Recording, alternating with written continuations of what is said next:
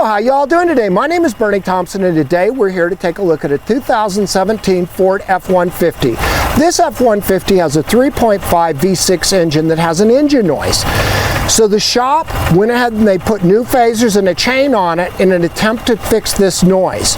Now what I want to do is I want to properly diagnose what the noise is and where it's being emitted from. So today I want to share a couple of tricks with you. A really good way to do this is to use multiple microphones, and we're going to put the microphones around on the engine, and we're going to use a scope to time those events to the engine events. Let me show you how this is done. In order to be able to do this, you're going to always have to have a sync so we can synchronize where the engine and where the engine events are to where the sound is being produced.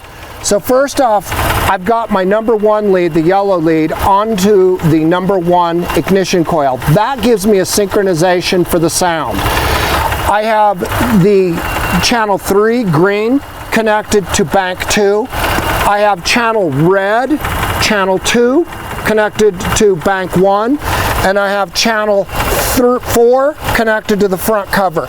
So now is what we want to do is we want to go collect the data and take a look and try to figure this out so we can try to see what's making this tapping sound in this engine. Now that we have the sync on the number one coil and the microphones on bank 1, bank 2 and the front cover, let's go ahead and look at the data.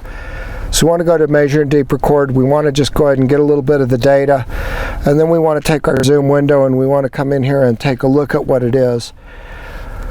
So right away it would appear that the red one has the highest amplitude. That's this right here. Do you see how big the red one is? But let's shut the red one off and take a look at that. So it's definitely bigger. The front cover, the noise isn't coming from the front cover. There's nothing there.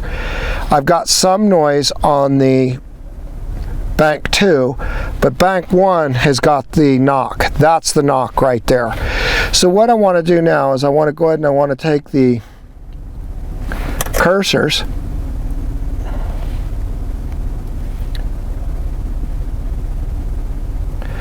and I want to go ahead and mark this ignition. So now we have this marked. So this knock is happening. So this would be cylinder 6, this pink line right here, and then we know that this is 1. Let's go ahead and this has got an offset. Let's get rid of that offset. Let's put it straight up at 0. So now we're at 0 and we can see that this is 0, 0. This is number 6 and this is 1, and that knocking noise is right in between the two. So it's not on a top dead center position like maybe something to do with the rod or the piston, and I've only got 1 per fire cycle. So this is an ignition event to ignition event. That is 1 complete fire cycle, and I have 1 sound. Now that makes me think that that's probably has something to do with a lifter. So I only have 1 sound. If I had a rod, I would have a second one or something to do with the piston, and I just don't see that. I see 1. Now I'm not sure what lifter that is, but it's on bank 1, so it'd be 1, 2, or 3 on the cylinders is what that's telling me. So I know which bank it is now. Now I need to try to figure out what that is. So probably the quickest way for me to try to figure out if this might be a lifter, if it is the intake lifter, we should be able to see that. So what I want to do is I want to go ahead and I want to put a vacuum transducer on the motor, and I want to try to mark the vacuum pressure transducer to see if I have a lifter that might be creating a late opening. If the lifter collapses, it'll give me a late opening. So let me go ahead and get that pressure transducer on the engine, and let's take a look at that waveform. So I pulled the vacuum connection off, and I've got my vacuum pressure transducer on this engine. So now let me go get that set up so we can get a reading off of that sensor. We're going to go ahead and install that vacuum pressure transducer. Notice that the ESCOPE, the ATS scope, drives the microphones, and I'm going to go ahead and take out the microphone that's on the front cover because the noise isn't coming from the front cover. So now is what I want to do is I want to go ahead and just get this in, and this is my transducer. So we're using microphones on this that are unamplified. ATS makes amplified and unamplified. The unamplified will work better for what I'm using right now. But these are microphones, and this is the vacuum pressure transducer. So let's go ahead and get the scope set up. So what I want to do is I want to come over here and I want to go to the -30 Rev 2. I want to go ahead and 0 it, and the engine's running, which means that'll keep that vacuum right along the 0 plane. And then I want to go ahead and put my knocks and the sensors, the microphones, I'm going to 0 those as well. So now I want to go ahead and I want to get the data. We want to shut that off. We want to get our zoom window. We want to come in here, look, we can see that we have a knock here, and that's the biggest amplitude, and that's on 1. So now is what I want to do is I want to go ahead and shut those off, and I want to get my cursors.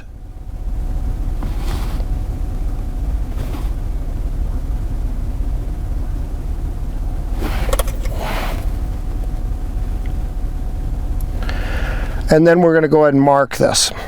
But we want to mark the intake so we see which intake it is. So I want to blow this up because I want these big on my screen where I can see them.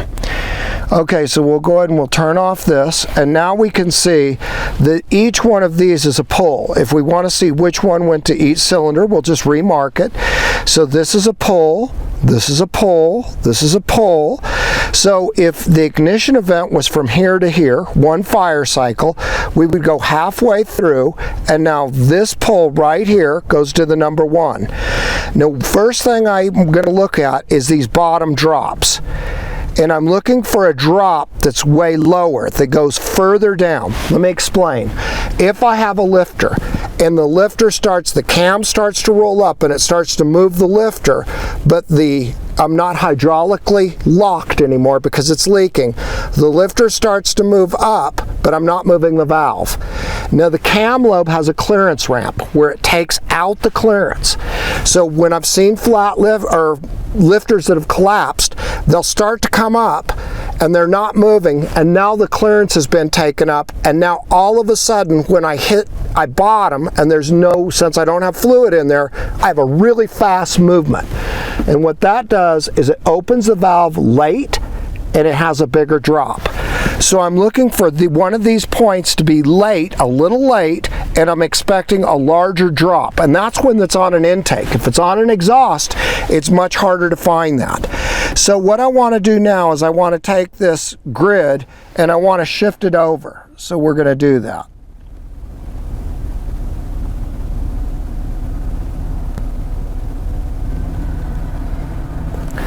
Now what I can see is this drop happened really close to the line. Same here, same with this one. Now this one's a little early, this one's a little later, this is a little early, this is on time, same as this one, and this one is again, and same as this. Now the only one that I really see that might be a little late is this guy right here, but this is on bank 2. That's not 1. I need 1, 2, or 3, because that's where the sound seems to be emanating from. Now we might need to come back and look at this if I can't see anything else on one of those, but I'm pretty sure by the amplitude of the ring that it's one of those. But all of these are pretty even on the drops, and I don't have one that's occurring a little later, 10 degrees or so. So I'm not seeing that right now with that waveform. So what that makes me think is it just might not be in an induction lifter. It might be the exhaust lifter, because we can definitely see if we turn this ringing back on and we go back out and we come back into where we are right here.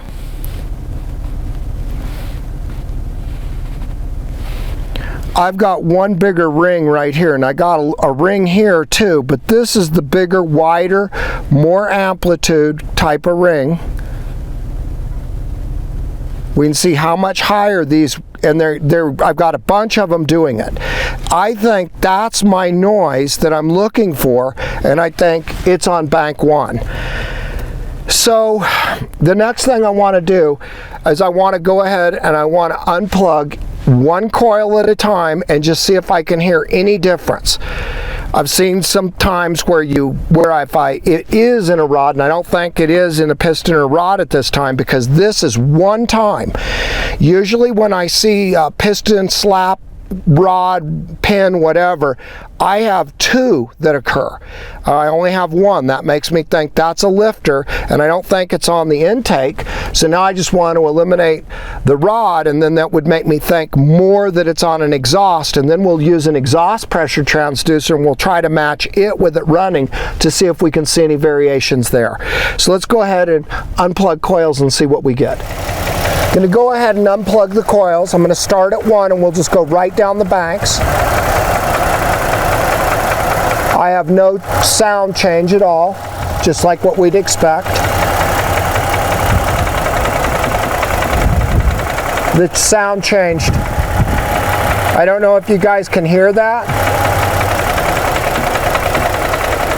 It doubled. I got a double knocking sound when I unplugged 2. Let's do 3.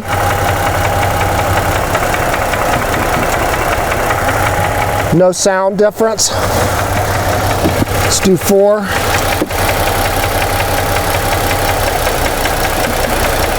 No sound difference. No sound difference. No sound difference. Let's do 1 again. No sound difference.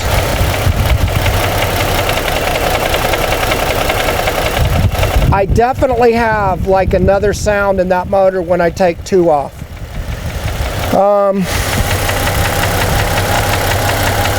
Okay, so I want to move my trigger to 2.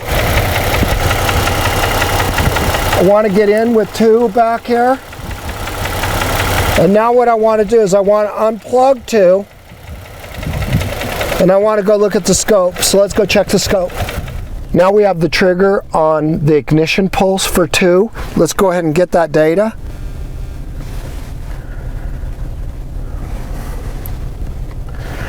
Let's go ahead and get my zoom window.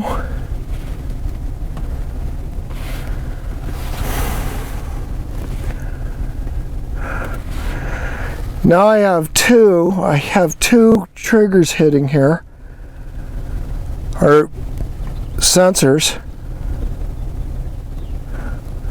We can see one right in the middle.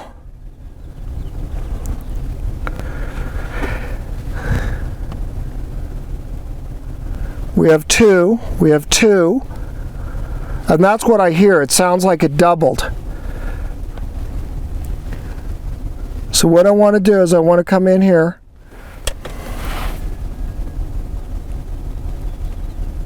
I want to mark this. We're going to go ahead and mark this on the intake, and we're going to blow this up.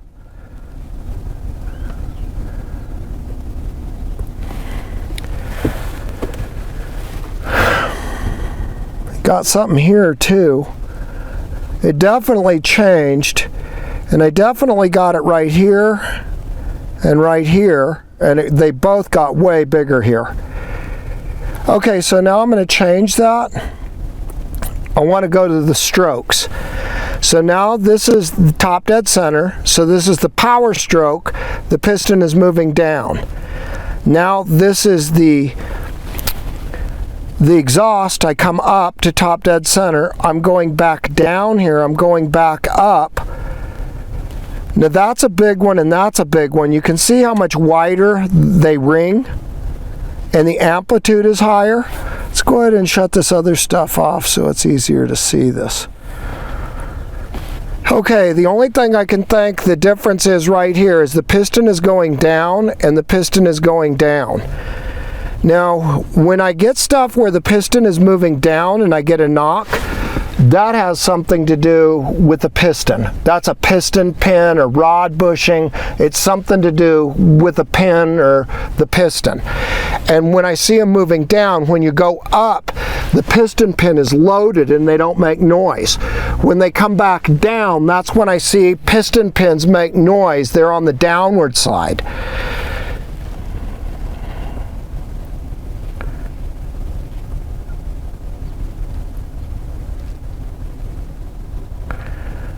And again, we can see this right here. We'll remark this. I see two distinct waveforms. The piston is at top dead center moving down. Then we're going up on exhaust. Now it's on the intake, it's going down, and now we're compressing. I don't know, that sort of seems, that's what I've seen in the past where I've got something wrong with a piston.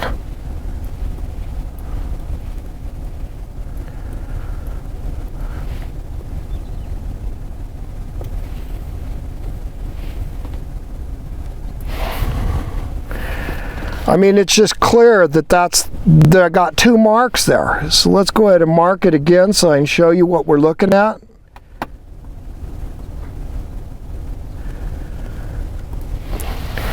Do you see how I've got a big ring here and one here? The piston is moving down and the piston is moving down on both of those. And it did not do that till I unplugged that coil. So what I want to do just really quick is I want to go ahead and I want to replug the coil in, and I want to make sure that this one goes away. So let's go plug that coil back in.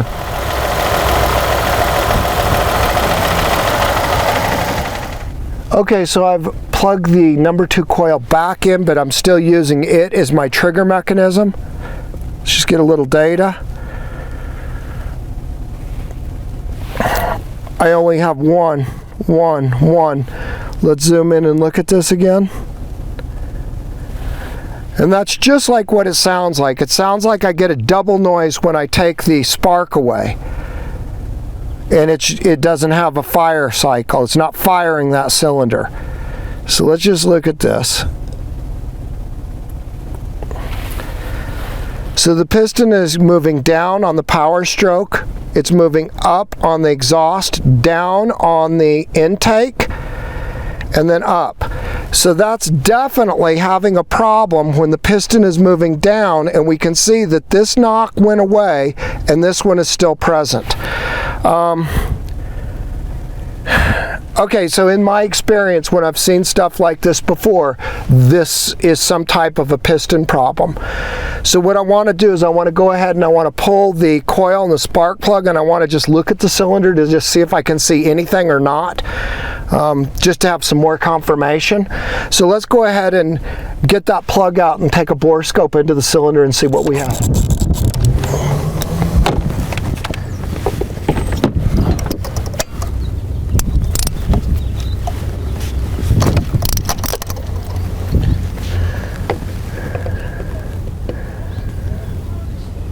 It's really dark, maybe some oil on there. Let's get a borescope and take a look at it. Okay guys, you can clearly see that the piston pin is rubbing up and down on the cylinder. I also have a little oil in one of the valve pockets there. It's worn that cylinder out. Okay guys, that's it. This engine's going to need to be overhauled because you're not going to fix that with anything else. It's going to need to be bored, and we're going to need pistons and everything else. So unfortunately, it's got all the phasers and chain on this vehicle. The other shop has done that, but we'll give it back to them, and then they'll know what they got to do. But to fix the engine, it's going to have to be overhauled. What I want to do is just show you how you set your synchronization up, and then how you're going to use multiple microphones placed around the engine to find where that noise is coming from. If you do these simple tricks and you follow a very logical approach, you too will have good troubleshooting in your shop.